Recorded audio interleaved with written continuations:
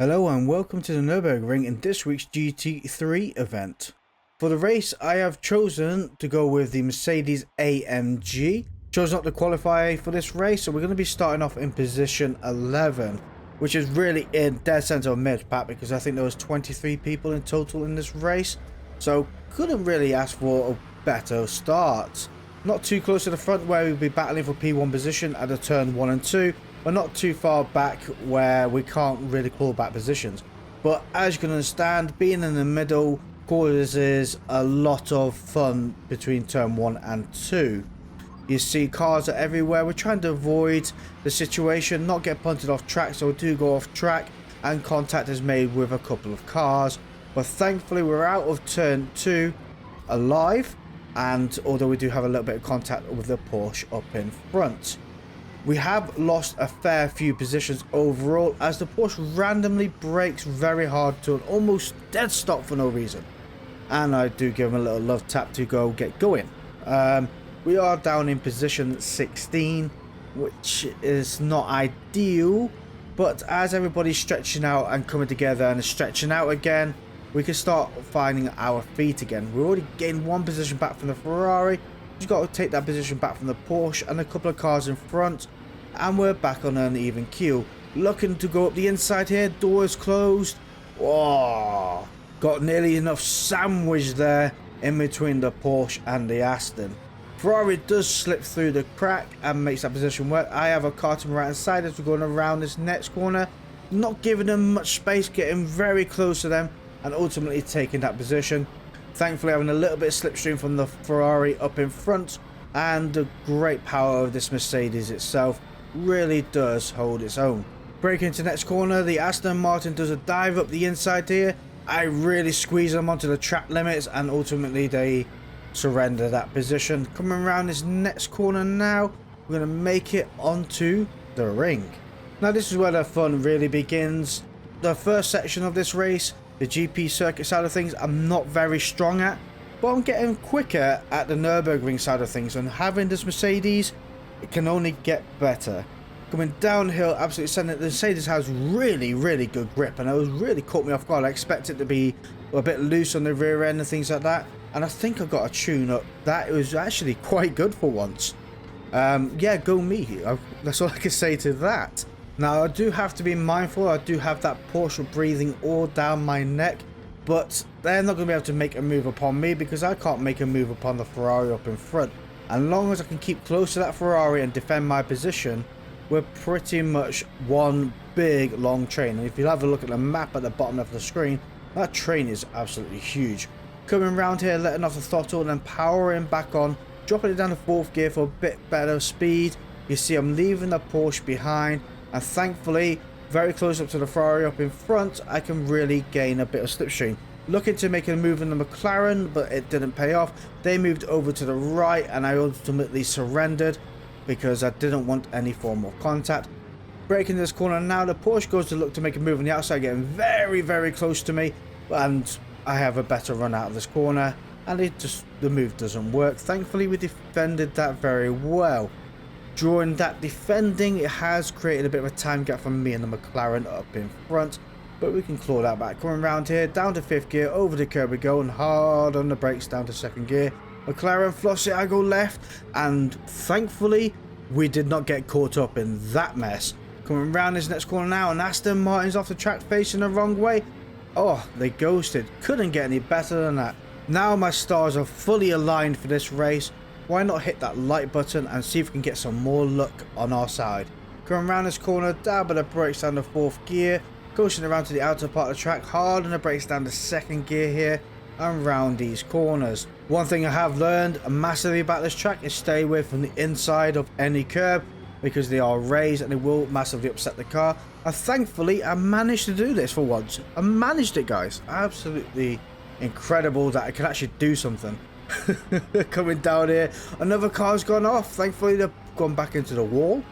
Okay, well, we must have missed a spot that they forgot to paint. I don't know. Breaking down the 2nd gear, turning around through here and out the other side. Looking at the rear view mirror, we have created quite a large gap from the cars behind. I just need to get past this car up in front. is 0.5 seconds away with a 2.35 second penalty. I know this car is a little bit quicker than that Ferrari up in front, so it's going to be a case of maximizing these corners and maximizing a run as we go. If we get this next corner coming up right and maximizing the exit, we might be able to take over this Ferrari. Braking hard, down to second gear, turning in, going slow into the corner. I'm planning to come faster out, staying away from the outside curb. Oh, hopefully that hasn't hurt me too much. But if we can keep up with the slipstream, we might be able to make a move. 0.3 seconds away, and by the looks of it, we are reeling them in. So flat out down the hill, 160 miles per hour almost. I don't think we're going to be able to make this move work. It's going to be, I don't think it is. We're coming up to the next corner now. It's going to be hard on the brakes. Down to fourth gear, coasting it around this corner, accelerating out the other side. Unable to make that move work. Still 0.3 seconds away. Oh, we've really caught up to him now. Looking up the inside, braking as the curb starts, out braking that Ferrari and going up the inside. Ferrari comes back over and blocks me from overtaking. Oh, what a shame. Never mind, we can try again. Come round through the corkscrew, and you can see the Ferrari's going through a little bit sloppy, so going to have a better exit, and again they block me and slam me off the track. Okay, I don't know if that was deliberate or not. Let's say it was an accident. It happens, and thankfully we didn't lose out too far on that one. We managed to regain control of the car, and we can really just claw him back in. They're only 1.8 seconds away now. We're still with a 2.35 second penalty. So knowing that, we still have that position gained if we never make a move on them for the rest of the next 2 laps. So hopefully we'll be able to make that move on them. As you can see, we're catching up to them now with 1.6 seconds away, 1.5. We are much quicker than them through this section of the course. So I can only presume I may have more downforce than them, or my car just handles better than theirs. I'm not too sure. Let me know down in the comments below which car does handle better. Is it the Ferrari or is it this Mercedes? Because I think this Mercedes drives absolutely superb. It really is nice driving. It's got a great soundtrack to it as well. It could do been a little bit louder, but I think I've turned the engine volumes down so I can hear cars around me much better. Through the jump and round this corner we go. We're going to go through the fast section of this track now, where it is all or nothing. You got to keep your toe right in it, be as brave as possible. Down the hill, round to the right, try and stay away from that curb on the right side, stay away from the curb on the left hand side. You can see I'm massively caught up on Pro Luke's up in front, 0.2 seconds away, but I'm not in a position to be able to make a move. Come around this corner, going to be hard on the brakes down to second gears. We come around here. I've chosen for third to lessen the wheel spin, and plus I don't have the position to be able to overtake. I do have X3R Monkey behind me, who's in the same car as me, breathing down my neck, also waiting patiently for this move to make. Right now we should be able to make the move as we're coming down. Nice lovely run. We're gonna have nothing but slipstream, and hopefully the brute power of this car will be able to take on that Ferrari. Let's see, I've got quite tall gears. We're doing 170 miles per hour now. Pro Luke's is sitting in the middle of the track, so I'm going to try and see if I can fake him out. We're going over to the right. I'm going to go to the left. Didn't need to fake him out, to be fair, because they hung over to the right. Going round into this left-hander now. We are neck and neck. No contact is made. Up the hill we go. They're behind me. Go into the back of my car for some reason, and ultimately go straight into the wall. I'm not too sure why they went into the back of me. Maybe they saw a dirty spot on the car and needed it to be cleaned. Oh, that person disappeared. Okay, we're in position 9 right now as we're entering our pits for another set of medium tires. But whilst we are in the pits right now, I'd like to take a moment out to thank our channel members, which is Andy Good, Jeffrey Anderson, DMC Motorsport, Sigmatic, Camille Coleno, Daniel Adams, and John Burns. Thank you very much, guys, for supporting the channel. If you'd like to also support the channel, click that join button. And we also have a Discord, which is linked at the bottom of the description. So come and join us and hang out in the Discord as well. Oh, there's a few cars having a mating episode right there as we're exiting the pits. Don't want to be a party of that, and it's really too much for our eyes. coming out of the pits. We have lost a position with P10 with Pro Luke's at 6 seconds away. So long as they stay behind us, and that's not going to be a problem. Now, so out of this corner and down here we go through the part of the track I am not all that confident with.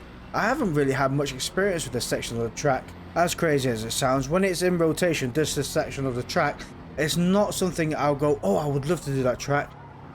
I don't know. Let me know what you think down in the comments below. What do you think of the GP circuit? Is it your go-to track? Do you enjoy it? Why do you enjoy it? And if you don't enjoy it, also, why don't you enjoy it? To me, I'm in a neutral zone. It's okay. It's part of the ring right now. So I get this part out of the way and I can have some fun around the green. Catching up to Lug Libs up in front there in position 9. I'm going to try and see if we can make a position, but I do think they are defending quite well. I don't know if I have the run that I can pass them. They are swinging left and right.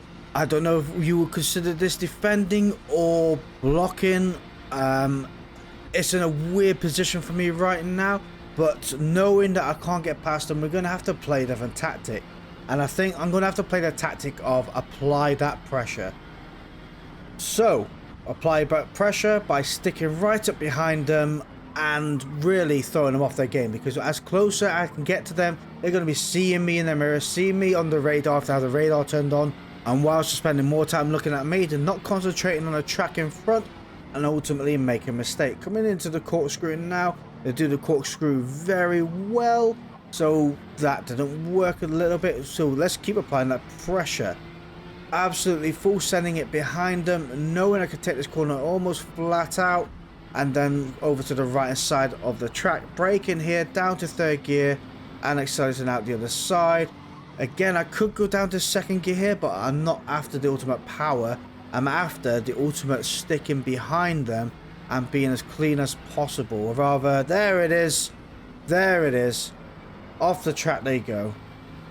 Brilliant. See, that tactic does work really well. I mean, they're on pretty much a straight bit of road. There's no reason why you would turn left and go gardening on a straight bit of road, unless they had a flower sale going on and you need some tulips for your garden. I'm not too sure.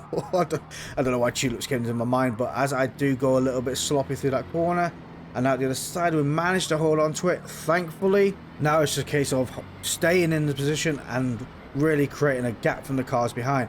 X3R is stuck behind Lug Libs, so hopefully whilst they're stuck behind that car, that means I have the area and time to get away from them. Absolutely full sending it here, round this corner in 3rd gear, and then now for the fast section of the track, we do have a pack of cars up in front. We are in position 8, which is brilliant, and I do say this race was overall a very, very good competitive race. Oh, there goes another car. Off the track they go. It's so easy to get it wrong on this section because you are flat out, and if you clip a curb wrong, do something wrong, turn just a little bit too much, it will just throw you straight to the wolves. So thankfully we're on position 7, and Croft, the owned you, in position 6 has a 4.5 second penalty. That is quite a large penalty. Now down to the fast section of the track. At the end of that, we're going to go into the pits for another set of medium tyres, and then we're going to come out for our final lap. X3R Monkey has made quite a gain upon us, so I do think they may be a little bit quicker than me. We just have to see what this lap brings. The GP circuit again is a case of using as much of the track as possible, so I do think it's going to be quite difficult for X3R Monkey to make a pass safely unless I surrender the position, depending on how close they are and really how much they're pushing us right now, because last thing I want is to hold the person behind up to the point of that they get frustrated, make a silly move and take us both out, or usually taking me out. So I'm going to go around this track on the outside now, let them take that inside line and join the GP circuit of the track. They can really carry me along because they can show me that it can be done faster along here, because if that car can do it, that means I can do it. There's no excuse for it. They have a 0.5 second lead. I do think they may be running less downforce than I am, so they may be quicker in a straight line, and that's why you can see a little bit of tail out happiness. You see through some of the corners again, they're leaving me behind half a second. I have lost already just because of how slow I am on a GP circuit. But that is a massive area that I need to improve upon.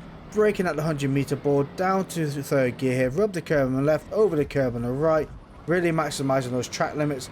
Coming back over to the right hand side a little bit and coming around this corner in second gear and starting on the ring. You can see the 1.3 seconds ahead already. So it goes to show that how much quicker that person is compared to me. And if I was going to be defending that position, the pressure is going to be on me. And there's a chance I make a mistake. And it's a chance I'm not really willing to take. I'd rather just surrender that position because there's only one. And hopefully, if I actually kept up, they could drag me along and we can catch up to the pack up in front. As you can see, there's a group of 4 cars up in front of us right now. And we could work together and make that move. But as you can see, I was a bit sloppy through those few corners. Now they're 2.4 seconds away. But it's not the end of the world, because 2.4 seconds on what is roughly a 9-minute 18 lap, was what my last best is, can be found quite quickly. 2.6 seconds away, 2.5. I'm reeling them in again through this section now. I might be a little bit quicker down here. Absolutely full sending it. I may be braking a little bit too much here and actually going onto the grass. Yeah, that I did have more speed I could have carried. Down into this corner, down in second gear and accelerating down the hill we go. Absolutely flat out giving the car everything it can, and this V8 engine is sounding absolutely brilliant. 150 miles per hour, 160 already. Round to the left, just a touch of the brakes into fifth gear, rub that curb on your left foot, go over it, hard on the brakes now, down to third, and then bring it into second, just to bring the car down nice and gently. Coming round the corner where I usually go off, and we made it out in one piece. Cannot grumble at that, but again, we've lost a bit more time from the car up in front. We have gained time from Mad Max 2020520. So if that's a phone number you recognize, that is Mad Max, his phone number. I'm not too sure what part of the world they're from, but I'm sure if you dialed enough times, you'll find a person that you're looking for.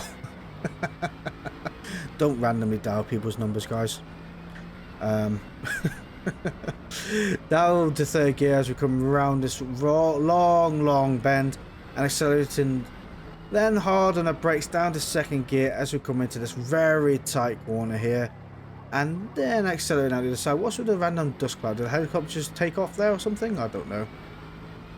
Right, looking out for the road on the right hand side, then hard on the brakes down to second gear as we come around this next section here, and then hard on the brakes again, back down to second gear and accelerating out the other side.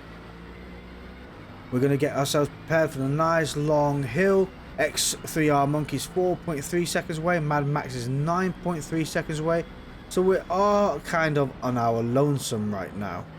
Maybe during this hill climb, as the cars are bottling up in front, we might be able to gain a little bit of time here. Again, this car is brilliant in a straight line, and it really has the power to carry itself through. Looking at, we're doing 150 miles per hour up this hill, really sending it. Don't think we're going to be able to get into 6th gear. 160 now. It's going to be a tall order. No, I don't think we're going to get into 6th gear. Just coming onto the red line. Touch of the brakes here, down to 4th. Don't rub that curb on the inside like I just did. But lucky enough, I think we dropped a little bit too much speed, and we managed to make it work. Flat out on the corner right side. As soon as the curb starts in left, about a second in, start on your brakes, or half a second in. Then start hard on the brakes, down to second gear. And accelerating up the hill we go, and getting ready for the corkscrew. All the cars have just made it through the corkscrew, so we're not too far behind. 5 seconds. We're losing a bit of time still. We're almost 10 seconds away from Mad Max behind us. Like I say though, the racing and the driving in this race alone was substantial. 99% of the drivers raced fairly and cleanly, and it was an absolute blast racing with them in this race. So I cannot thank everybody that we have passed or that have passed us enough, because it's been long overdue. We had a great race like this, really, especially after last week's antics with the Touring Car series. Short races be short races, shall we say. It's a bit of a mess, and we're back in a long race thanks to the GT3. It has been absolutely incredible, and having the ring as well is just the icing on the cake. Coming up to the end of the race now, we didn't really gain any time on X3R Monkey. There's still 4 point some seconds away, and we have created quite a gap from position 10, who are 10.2 seconds away. But we're crossing the line in the top 10. We gained 2 positions overall. Absolutely smashing race, and thank you all that participated in this race. It was absolutely brilliant. Let's have a look. A few people got a couple of penalties right now, and I do believe a fair few drivers definitely quit the race there. So yeah, at the end of the day, we did really well, and thank you all for watching. Goodbye.